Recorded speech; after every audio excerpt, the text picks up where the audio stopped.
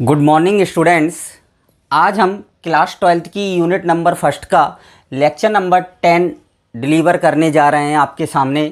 Lecture number 10 में हम binary operation के बारे में पढ़ेंगे, जो आपकी 1.3 एक्सरसाइज में जिसके क्वेश्चंस गिवन हैं।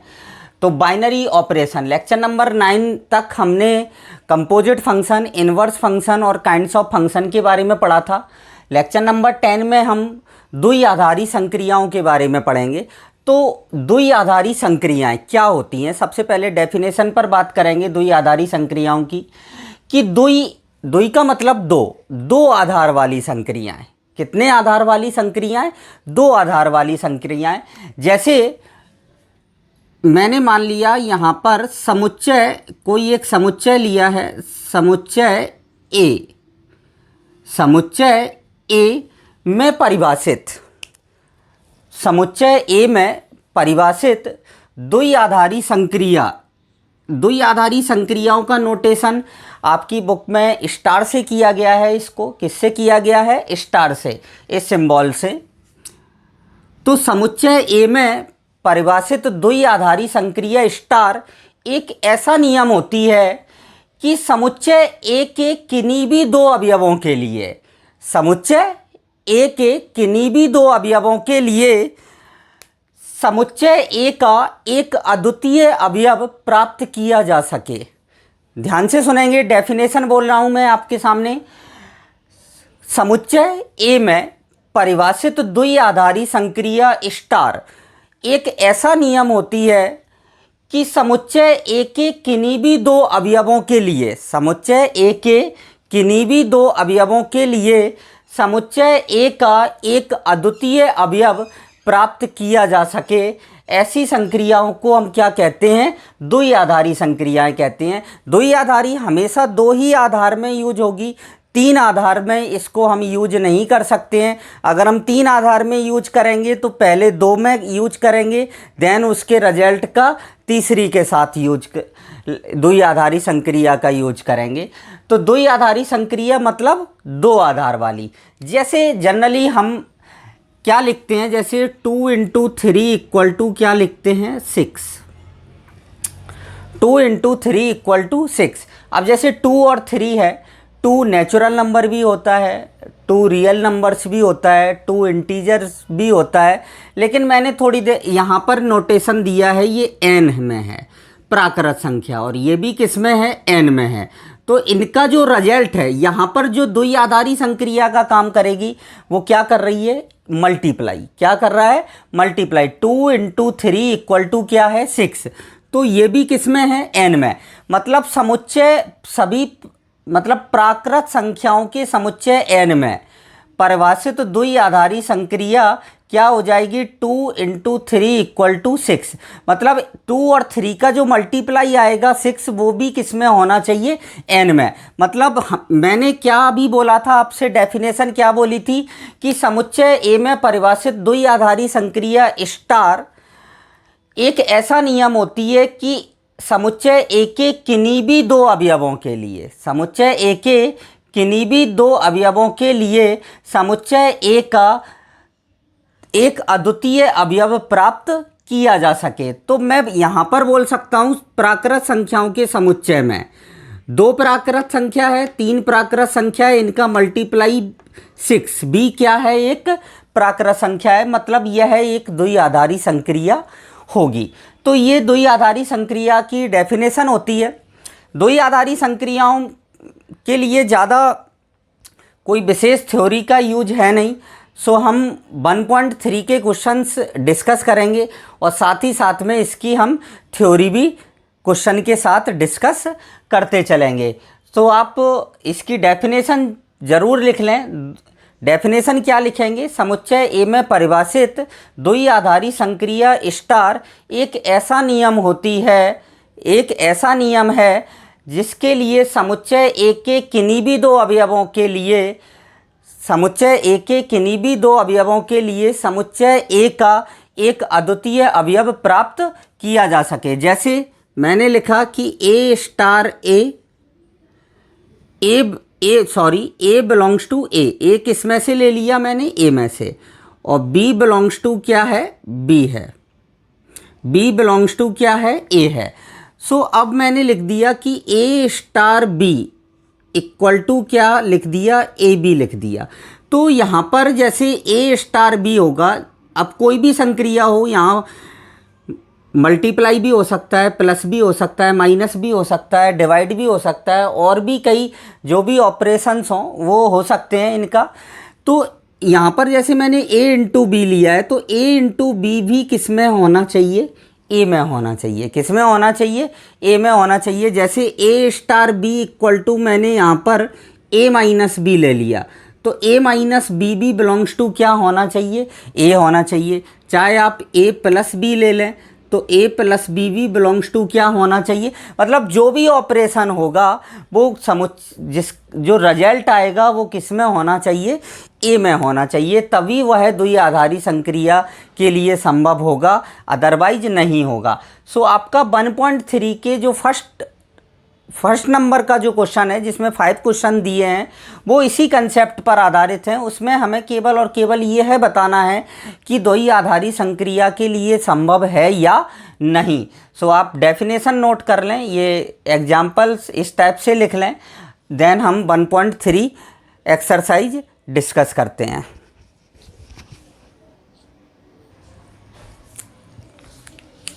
एक्सरसाइज 1.3 पहला क्वेश्चन क्या है, कारण सहित बताइए कि स्टार निम्न परिभाषाओं में से कौन सी उनके सम्मुख दिए गए समुच्चय में एक द्विआधारी संक्रिया है और कौन सी नहीं है। मतलब जो समुच्चय दिया है उसमें द्विआधारी संक्रिया है भी या नहीं होगी। कब नहीं होगी, जब हम कोई भी दो ऐसे एलिमेंट ले लेंगे जिनका जो रिजल्ट हो वो समुच्चय में ना आए। तो हमें इस टाइप के क्वेश्चंस में हम ये कोशिश करते हैं हमेशा कि द्विआधारी संक्रिया ना हो, और ऐसे एलिमेंट्स का यूज करते हैं, ऐसे एलिमेंट्स ढूंढते हैं समुच्चय में कि जिसमें इसका जो रिजल्ट हो वो उस समुच्चय में ना हो। तो ध्यान से देखें हम पहला क्वेश्चन, ये क्या दिया है। पहला question A star B equal to A, मतलब A और B का जो स्टार होगा, जो द्विआधारी संक्रिया होगी, उसका रिजल्ट क्या आएगा, A आना चाहिए। तो यहाँ पर हम, और ये समुच्चय किस में परिभाषित है, N में, मतलब प्राकृत संख्याओं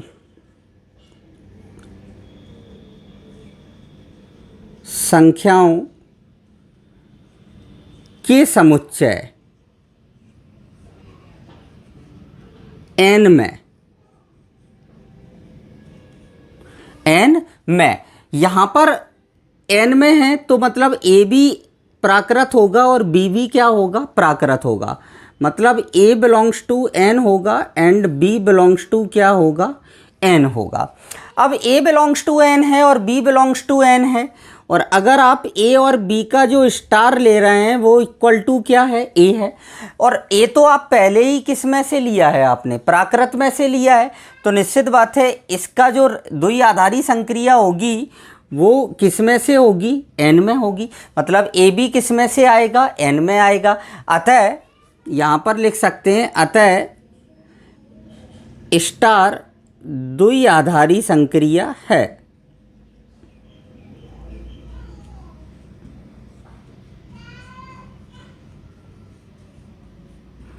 ये सिंपल था बिल्कुल, इसमें तो साफ ही दिख रहा है कि A star B equal to A है।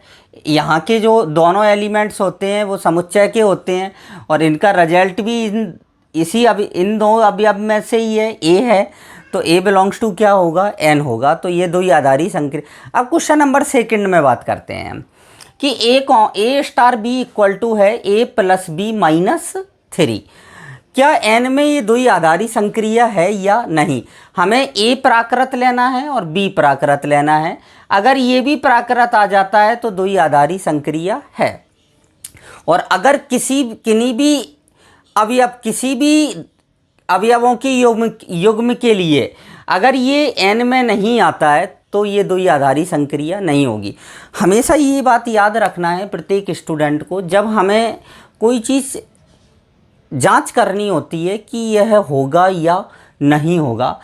तो हमेशा याद रखना है कि कोई वाक्य सत्य कब होता है, जब वो प्रत्येक के लिए सत्य हो।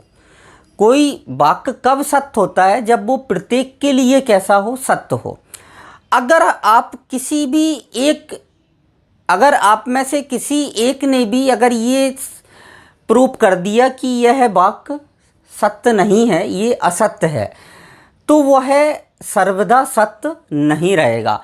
मतलब हमें गलत साबित करने के लिए केवल एक ही चीज, एक की ही ज़रूरत होती है, लेकिन हमें सत्य साबित करने के लिए सभी की ज़रूरत होती है।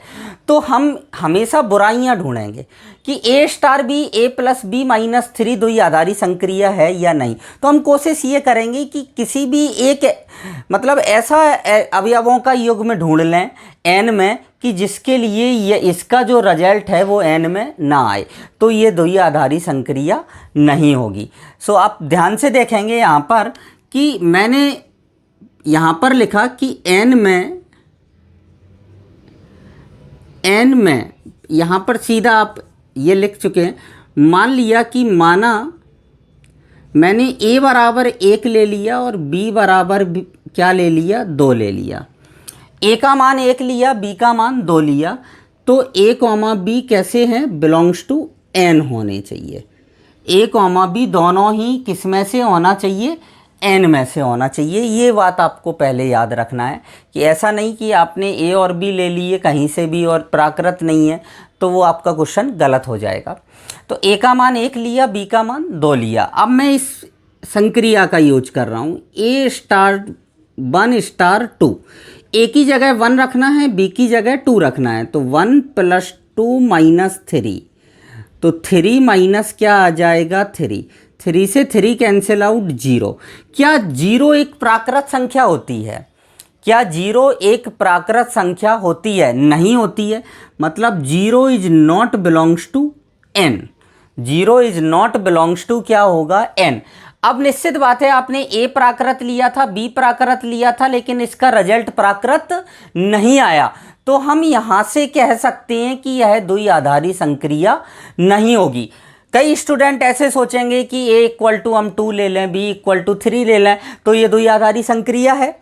अभी मैंने बताया था कि आपको किसी एक के लिए भी अगर आप इसको असत्य कर प्रूव कर देते हैं तो वह सर्वदा सत्य नहीं होगा, वह द्वि आधारी संक्रिया नहीं होगी। तो हमें ढूंढना क्या है, ढूंढना ऐसे अवयवों को है कि जिनके लिए यह द्वि आधारी संक्रिया न हो। तो हम यहाँ पर लिख सकते हैं, अतः star n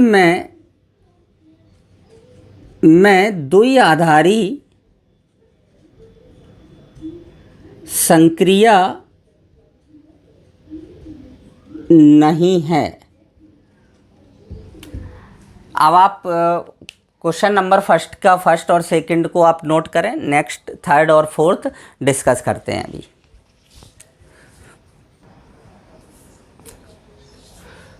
question number first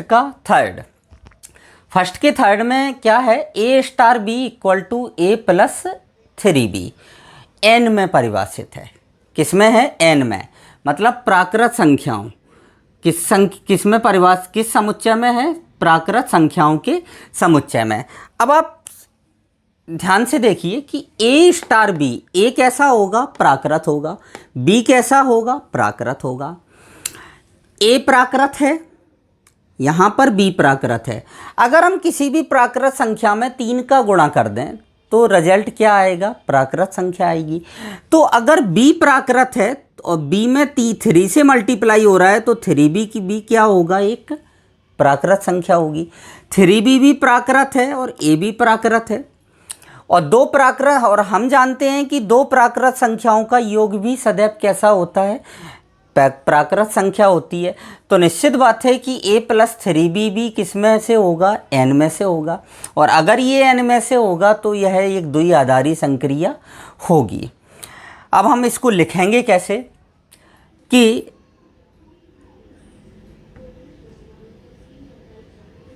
माना प्राकृत संख्याओं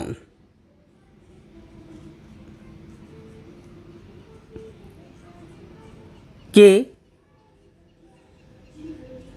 समुच्चय n में मैंने a बिलोंग्स टू n ले लिया और b बिलोंग्स टू b क्या ले लिया, n।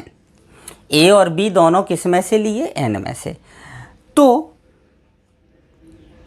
निश्चित बात है 3bb बिलोंग्स टू क्या होगा, n। अभी बताया था यदि किसी प्राकृत संख्या में 3 से गुणा कर दें तो वो क्या रहेगी, प्राकृत संख्या। अब तो 3bb क्या होगा, बिलोंग्स टू n होगा। इसीलिए a प्लस 3b भी क्या होगा, n। दो प्राकृत संख्याओं का योग सदैव क्या होता है, एक प्राकृत संख्या होती है। और जब a प्लस 3b n में से आ गया, अतः स्टार n में द्विआधारी संक्रिया है।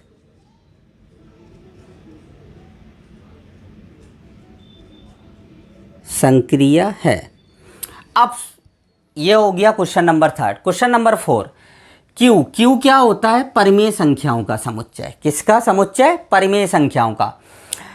तो परिमेय संख्याओं के समुच्चय में a स्टार b, a परिमेय होगा और b कैसा होगा, परिमेय होगा।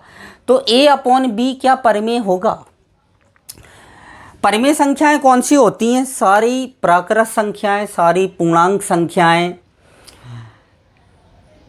और सारे p अपॉन q, जिसमें q is not equal to 0 के रूप की संख्याएं क्या होती हैं, परिमेय संख्याएं होती हैं। कैसी संख्याएं होती हैं, परिमेय संख्याएं होती हैं। सभी प्राकृत, सभी पूर्णांक संख्याएं, पूर्णांक में प्राकृत भी आ गई, पूर्ण संख्या भी आ गई, मतलब सारी पूर्णांक संख्याएं, ठीक है ना। और p अपॉन q फॉर्म की, कौन से फॉर्म की, p upon q form, where q is not equal to 0, where q is not equal to 0।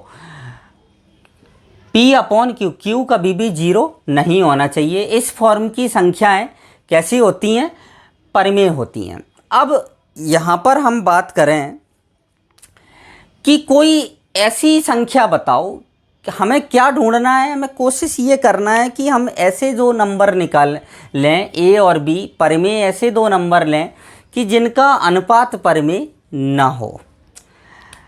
हम काफ़ी टाइम से हम एक मतलब वास्तविक संख्या है जिसका हम यूज काफ़ी बार करते आ रहे हैं, पाई। क्या होता है, पाई इक्वल टू क्या होता है, 22/7। क्या पाई एक परिमेय संख्या है, नहीं। पाई एक कैसी संख्या है, अपरिमेय संख्या है। कैसी संख्या है, अपरिमेय संख्या है। यहाँ पर वैसे मैं चाहूँ तो b बिलोंग्स टू q है, तो मैं कोई भी a और b कोई भी दो नंबर ले सकता हूँ। कोई भी कैसे नंबर ले सकता हूँ, दो। जैसे a बराबर मैंने 22 ले लिया, b बराबर मैं 0 ले लूँ, क्योंकि 0 एक कैसी संख्या होती है, परिमेय होती है। 0 कैसी संख्या होती है, परिमेय होती है। और हम a बराबर 22 ले लें और b बराबर 7 ले लें, तो 22/7 एक परिमेय संख्या नहीं होगी। क्यों, क्योंकि 22 कभी भी 7 जो है वो 22 को पूर्णतः विभाजित नहीं करेगा। पूर्णतः विभाजित करने के साथ साथ इसके दशमलव के बाद जो नंबर आएंगे उनमें कोई भी एक निश्चित सीक्वेंस नहीं होगा या एक निश्चित पद्धति नहीं होगी। जैसे किसी संख्या की, मतलब जैसे हम 1.33333 बोलते हैं, तो जैसे ये एक परिमेय संख्या हो जाती है, क्योंकि पॉइंट के बाद एक निश्चित संख्याओं का ही, निश्चित संख्या की क्या हो रही है, पुनरावृत्ति हो रही है। तो मैंने क्या किया, इसमें मान लिया कि माना a बराबर 22 और b बराबर 7, a comma b belongs to क्या है, q है। a comma b belongs to q है, परंतु a अपॉन b कितना आएगा, 22/7 is not belongs to q, is not belongs to q। अतः स्टार q में द्विआधारी संक्रिया नहीं है, द्विआधारी संक्रिया नहीं है। सो इस टाइप से आप एग्जाम्पल लेके कर सकते हैं। कई क्वेश्चंस ऐसे होते हैं जैसे इसमें कोई एग्जाम्पल की आवश्यकता ही नहीं थी, सीधा ही ये प्रूफ हो गया कि इसमें आपने एक एग्जाम्पल लिया है। अब इनको आप नोट करें, देन क्वेश्चन नंबर 5 सॉल्व करते हैं। इसी का question number 5, A star B equal to A minus B R में, आर मतलब वास्तविक संख्याओं के। तो यहाँ पर क्या दिया है, वास्तविक संख्याओं के समुच्चय आर में a star B equal to क्या है, ए माइनस बी, जहाँ a comma b belongs to क्या होना चाहिए, आर होना चाहिए।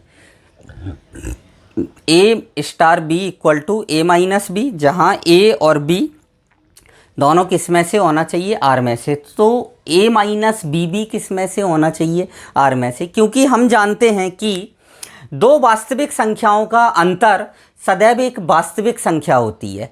दो वास्तविक संख्याओं का अंतर सदैव क्या होती है, वास्तविक संख्या। वास्तविक संख्याएं कौन सी होती हैं, माइनस अनंत से लेके प्लस अनंत तक की संख्याओं को क्या कहते हैं हम, वास्तविक संख्याएं। तो हम यहाँ पर लिखेंगे कि हम जानते हैं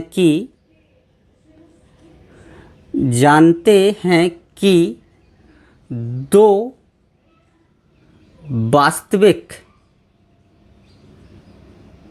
संख्याओं का अंतर सदैव एक वास्तविक संख्या होती है।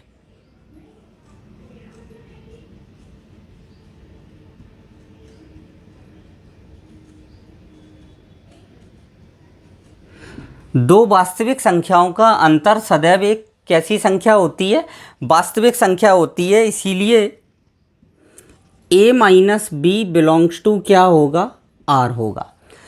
a minus B belongs to क्या होगा, r। अतः स्टार r में द्विआधारी संक्रिया है।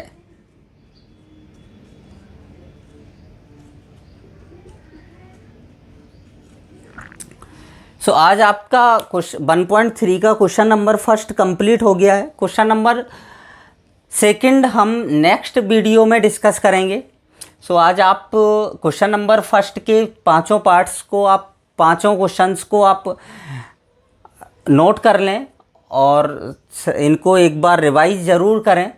और यदि आप और ज़्यादा से ज़्यादा आप लोग मेरे चैनल को लाइक शेयर सब्सक्राइब ज़रूर करें। सो आज के लिए इतना ही। Thank you.